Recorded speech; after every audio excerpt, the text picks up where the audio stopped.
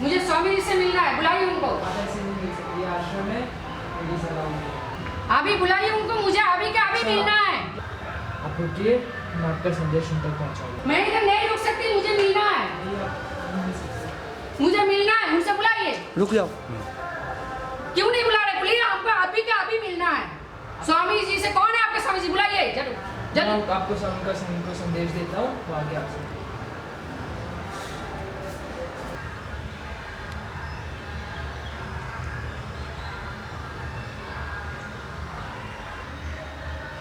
नमस्ते देवी जी, मैं आपकी क्या सेवा कर सकता तुम्हारा कोई सेवा हमें नहीं चाहिए। तुम क्या हो मुझे अच्छी तरह मालूम है।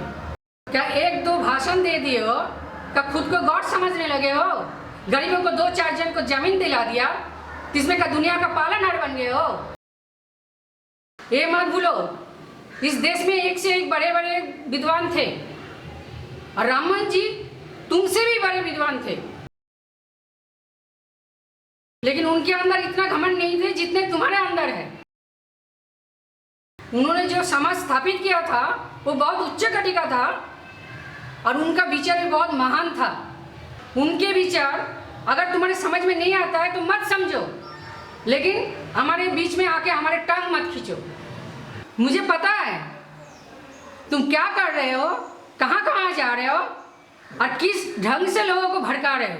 कुछ लोग तुम्हारे क्या गुणगान करते कि तुम कोई धर्मगुरु नहीं बन गए हो। तुमसे भी बड़े बड़े धर्मगुरु इस देश में हैं। मालकिन भाई से मालूम पड़ा तुम कैसे हमारे सदस्यों को बिगाड़ रहे हो। तुम अपने हरकतों से बाज नहीं आओगे तो तुमको मैं कचहरी तक खींचूंगी, और वहां मैं सिद्ध कर दूंगी कि तुम कोई धर्मगुरु नहीं हो, तुम अमेरिका दलाल हो।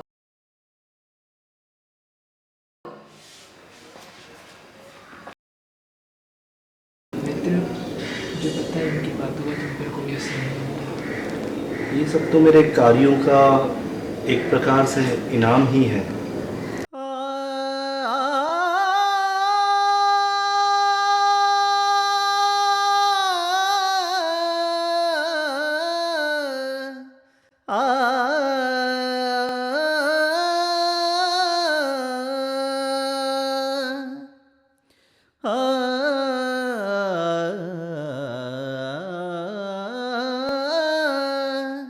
बस में नहीं अब बात तेरी, रूठ गई ज़मीं,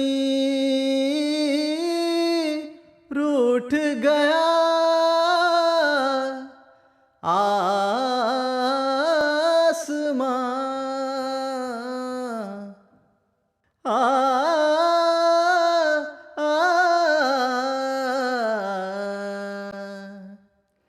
रूठ गई ज़मीं, रूठ गया आसमां।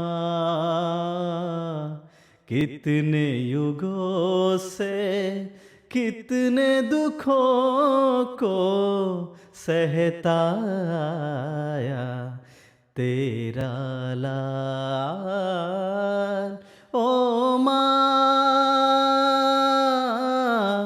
अब उसे तू ही संभाल ओ माँ, अब उसे तू ही संभाल। रूठ गया आसमां, दूर नहीं अब मंजिल तेरी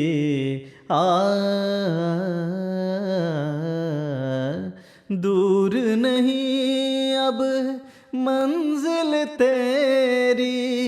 आया है उस इंतहा की घड़ी, कर्म तो है तेरा जीवन धारा।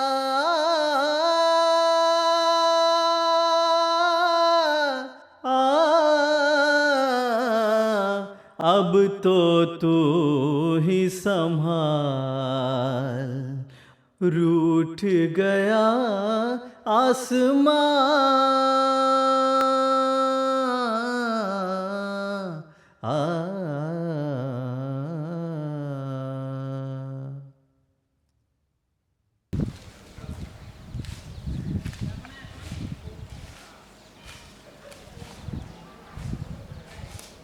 पूरा कैमरा के सामने आ जाओ।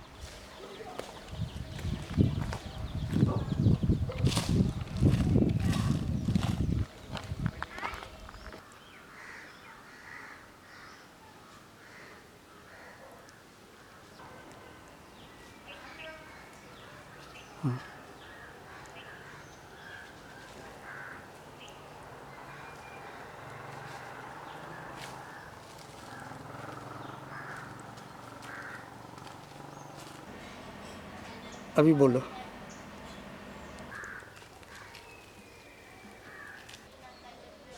ओ माई,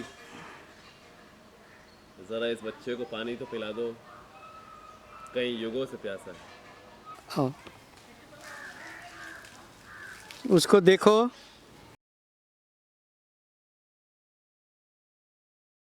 अरे माई, प्यास तो लगी है, लेकिन आप ये पानी कोसों दूर से लेकर आए हो अपने घर वालों के लिए। अगर मैं ही इसमें से पी लूँगा तो आपके घर वालों के लिए क्या बचेगा?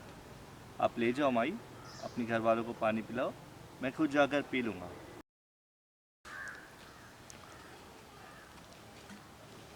चले जाओ।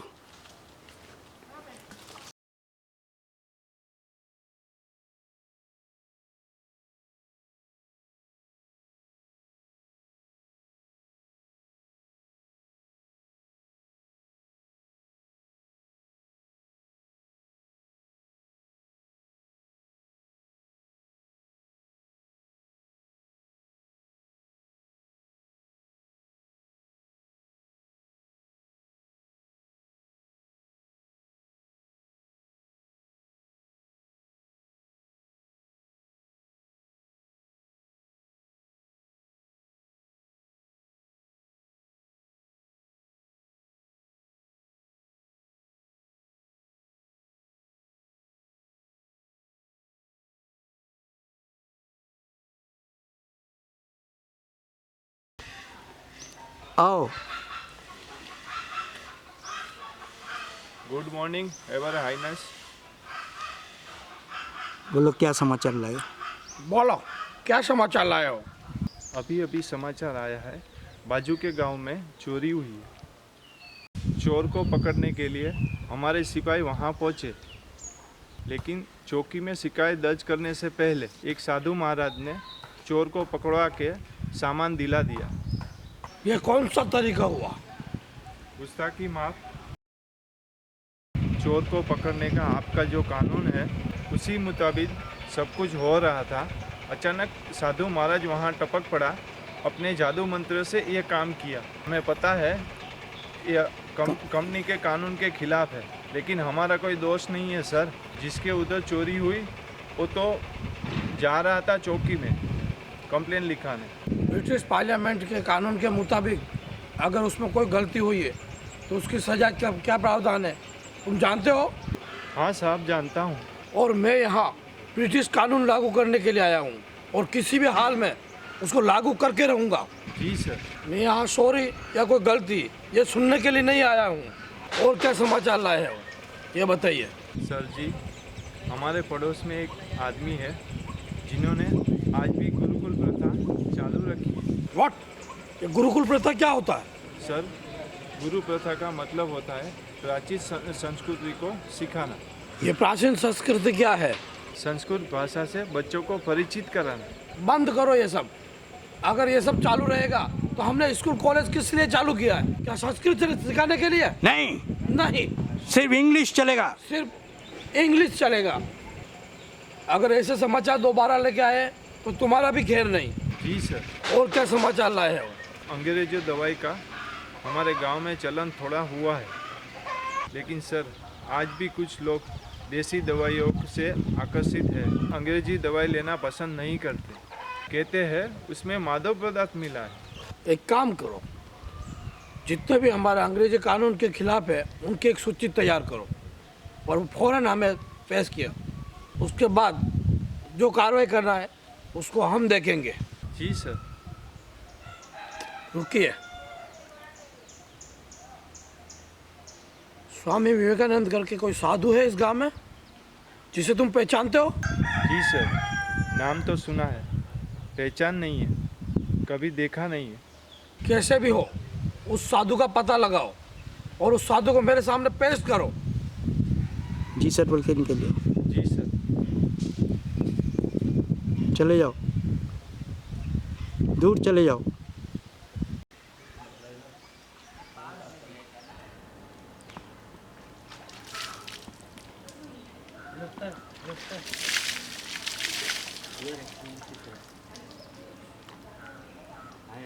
एडवोकेट जगदीश।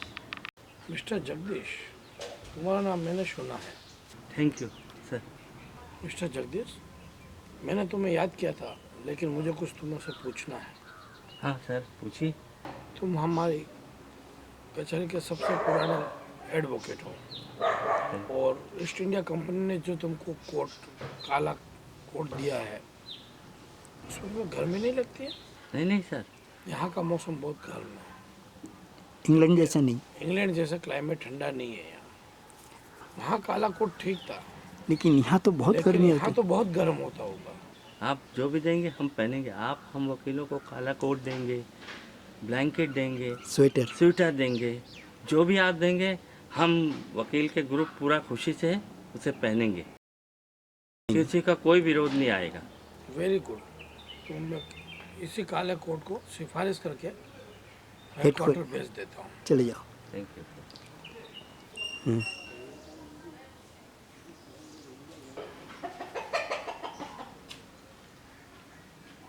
सर, विवेकानंद जी को लेके आया। गुड, बहुत अच्छा, लेके आइए।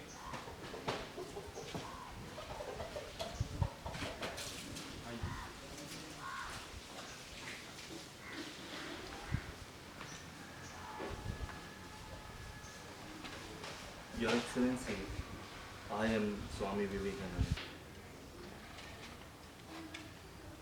Mister Vivekananda, Yes, Your Excellency.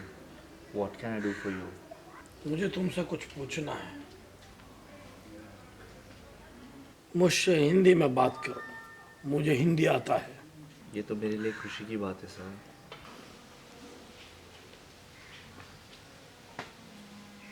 Mister Vivekananda, मैंने सुना है तुम्हारे गांव में कुछ साधु बिना पुलिस के चोर को पकड़ लेते हैं। यह कैसे संभव है, तुम मुझे बता सकते हो? योर एक्सेलेंसी, आपने मुझसे ये प्रश्न पूछ तो लिया है और मैं इसका उत्तर भी ज़रूर दूंगा, लेकिन क्या आप उस उत्तर पर यकीन करेंगे? क्यों नहीं, अगर यकीन करने के लायक होगा तो जरूर करूंगा।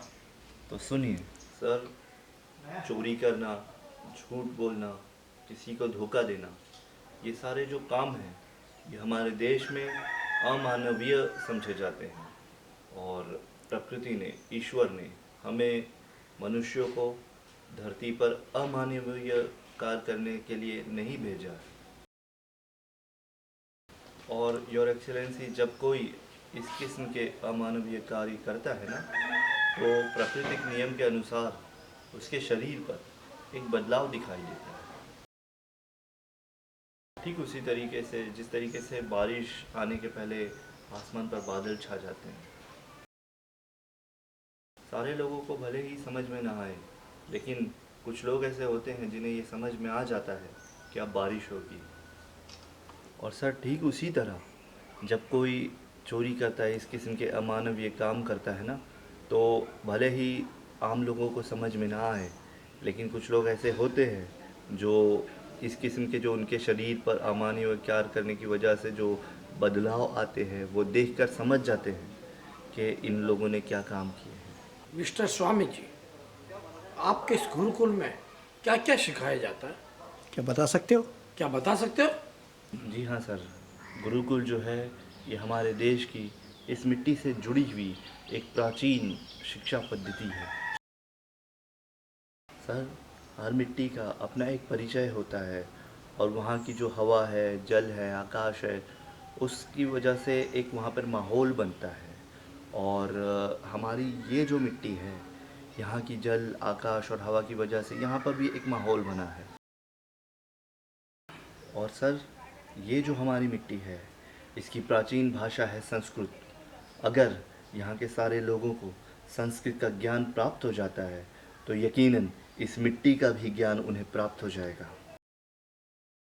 सर, अब मुझे लगता है कि आपको आपके प्रश्नों के उत्तर मिल चुके होंगे। ये जो तुम्हारे यहाँ जड़ी बूटी के इलाज की पद्धति के बारे में क्या है, मुझे कुछ बता सकते हो?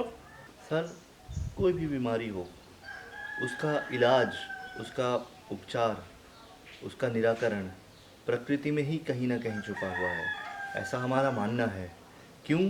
क्योंकि हमारा शरीर भी कहीं ना कहीं प्रकृति का ही एक अंश है। और सर, ये जो हमारे शरीर का असंतुलन है, जिसे हम बीमारी कहते हैं, इसे संतुलित करने के लिए हमें कहीं ना कहीं प्रकृति में ही खोज करनी पड़ती है। और सर, उस खोज का नाम ही है जो आपने कहा ना, आयुर्वेदिक उपचार पद्धति। इसी खोज को हम कहते हैं आयुर्वेदिक उपचार पद्धति। ये देश हमेशा इसी तरीके की किसी खोज या अनुसंधान में रत है, इसीलिए इसका नाम है भारत। मिस्टर विवेकानंद, ये सब सुनकर मैं तुम्हारे देश को सलाम करता हूँ। ओशो। सलाम। मैं बहुत से देशों में घुमा हूँ, फिर ऐसा मैंने कहीं देखा नहीं और ना ही सुना है। लेकिन मिस्टर विवेकानंद, मैं ईस्ट इंडिया कंपनी का एक मुलाजिम हूँ और मुझे वही करना पड़ेगा जो मेरे ऊपर से ऑर्डर होगा। मिस्टर विवेकानंद, मेरा ऊपर से ऑर्डर है, इसलिए मैं मजबूर हूँ और आपके यहाँ की जितनी भी पद्धति है वो सब मुझे बंद करके मेरे इंग्लिश पद्धति चालू करना पड़ेगा, और चाहे मुझे इसके लिए किसी भी हद तक जाना पड़े। Mister Girdhari, yes sir. मुझे उस सब की सूची तैयार करो जो हमारे ब्रिटिश कानून को नहीं मानते हैं। Yes sir. जल्द से जल्द मुझे वो सूची सौंपी जाए ताकि मैं उसके ऊपर कार्रवाई कर सकूं। जी सर। ज़रूरत पड़ी तो मैं हेडक्वार्टर का ऑर्डर लेकर सबको मृत्युदंड का ऑर्डर दे दूंगा। बहुत बढ़िया सर। सर, अगर गुस्ताखी माफ़ हो तो मैं कुछ आपसे अर्ज़ करूं? हाँ हाँ, क्यों नहीं। सर, जिस तरीके से, जिस तेज़ रफ्तार से हमारे बंगाल के लोग आपके तौर तरीके, आपके रस्म व रिवाज को अपनाते जा रहे हैं, आपके कानून का पालन करने लगे हैं, इन सब को देखकर मुझे नहीं लगता कि आपको बल प्रयोग की आवश्यकता पड़ेगी। और सर, आज जो बंगाल में हो रहा है, ये देखते हुए कल के सारा देश आपके रस्म व रिवाज, आपके तौर तरीके को अपना ही लेगा। बाकी जो कुछ भी बचे हैं उनको हम कैद करके कैद खाने में डाल देंगे। सर, लेकिन वो छूटने के बाद तो वही काम करेंगे ना। हाँ, ऐसा भी तो हो सकता है। सर, अगर आपको इसी बात की चिंता है तो मेरा एक सुझाव है, आप इस सारे लोगों को पकड़कर देश निकाला दे सकते हैं, फिर तो वो कलकत्ता में आएंगे ही नहीं। Very good idea. Mister Girdhari, जल्द से जल्द सारी सूची तैयार की जाए। जी सर। आओ मेरे साथ।